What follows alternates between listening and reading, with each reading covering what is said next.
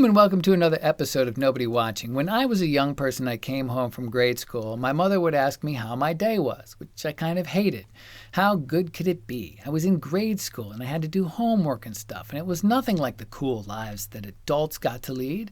Still, if I came home from a particularly grueling day, and you can have grueling days in grade school because it's the place where it's first made clear to us that life is not fair and your troubles could be legion. I might just say to my mother that it was awful and that I hated a certain person for something they did or said that sat ill with me because in my mind it was true and it was easy and fast answer. And my mother, without looking up from whatever it was she was doing, would say by rote, "You don't hate anybody." It was an automatic correction that made me think, okay, well, because my easy answer was now more complex, if I don't hate them, then I dislike them a whole lot.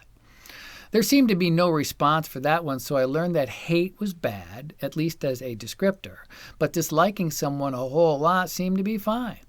Therefore, the operative trigger term must be hate, and even as I was correcting my words to be more accepting, the feeling I was experiencing in those moments could only be described as hate, but I kept that to myself, or at least to a low mumble.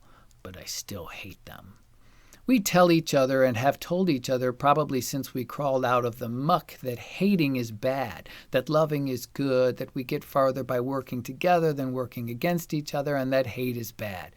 We say it a lot. Hate is bad. It's written everywhere. It's ingrained in us at an early age, but like a 20-year-old person watching a commercial about expanding your Medicare benefits, nobody seems to care.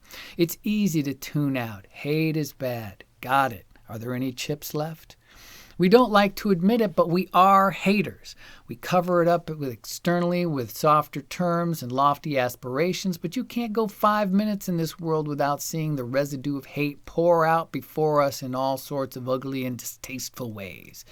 Despite all we know about hate, how toxic and dangerous it is, it's the one thing we seem to identify with most, and it's the one thing we can't seem to let go. I imagine that even the loftiest among us, the most enlightened and the most understanding, have those moments of hate which flare up because it's so primal and so hardwired into our systems. It's emotional and reactionary and dangerous. It's a proven notion that hate brings people together. The enemy of my enemy is my friend, and so on. And for all the hate we harbor, what is more surprising is that after thousands and thousands of years, we really don't know how to process our hate. It takes some hard work and some emotional stability. You have to intentionally define and channel that hate so you don't fall to releasing your inner cave person to express your hatred and get some ugly business done. Here's an example. I hate fish. When I say I hate fish, I mean I hate fish because when I eat it, I get physically ill. As I explained before, I try to go for the easy answer. I figure most people get what I mean, but not all of them do.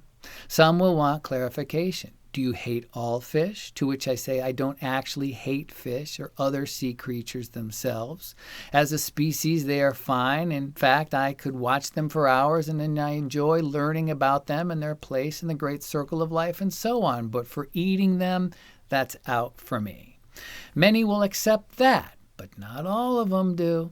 Some ask, are you allergic? To which I have to respond, while I don't have a doctor's note to show you, I do get physically ill when I eat stuff that comes from the water. It's all nausea and vomiting, chills, the occasional rash. You get the picture. Go ahead, ask me another question. For now, I hate fish, and I think I hate you.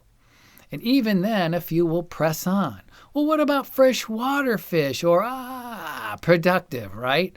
Like after my collective experiences, I'm going to keep trying until I find one that doesn't make me puke. After all this time, I know myself pretty well. Think, people. I think the first step to being better, more efficient haters is to stop pretending we don't hate. We hate. We do. See how refreshing that is? The second thing now that we realize we have the awesome potential to hate is to try to be more responsible with it. Don't let hate make you stupid or more stupid. If we go back to my fish example, my hate has nothing to do with the fish and everything to do with me. I get sick when I eat fish. It's my problem, my bias, my physical shortcoming, and so on. It would be stupid and so very wrong to say because eating fish makes me physically ill, all fish must perish. And if other fish eaters don't agree, then they must perish as well. And I will forge an allegiance with non-fish eaters to stomp out the evils of eating fish in my lifetime. It starts to sound a little, insane. But we are seeing hate get manifested in these very terrible ways, and it keeps escalating, and it makes no sense, and it should stop right now. It's as wrong for me to project my hate onto the innocent and unsuspecting sea creatures that I can't eat as it is for anyone to project their hate onto a group of people for what they look like or their religious beliefs or who they love or whatever. So what if they don't act, believe, or behave as you think they should? That is not a them problem. It's a you problem. In my case, I deal with my hate by just not eating from the water. Outside of having to explain it to people, it's incredibly easy, and I think in some small way the creatures of the sea are grateful that they are not likely to end up on my plate. I also sleep better knowing that they are not likely to seek vengeance upon me should I tread into the water for recreational purposes. For the rest of it, just think. Yes, you hate. Go ahead. Hate away. It's your emotion and you're entitled to it, but you do not have the right to impose the weight of your hate onto others. If you can't manage your hate, please get the help you need.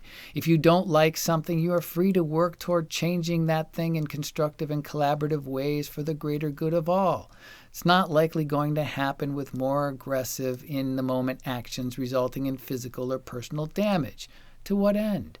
To show you were angry? Poor baby.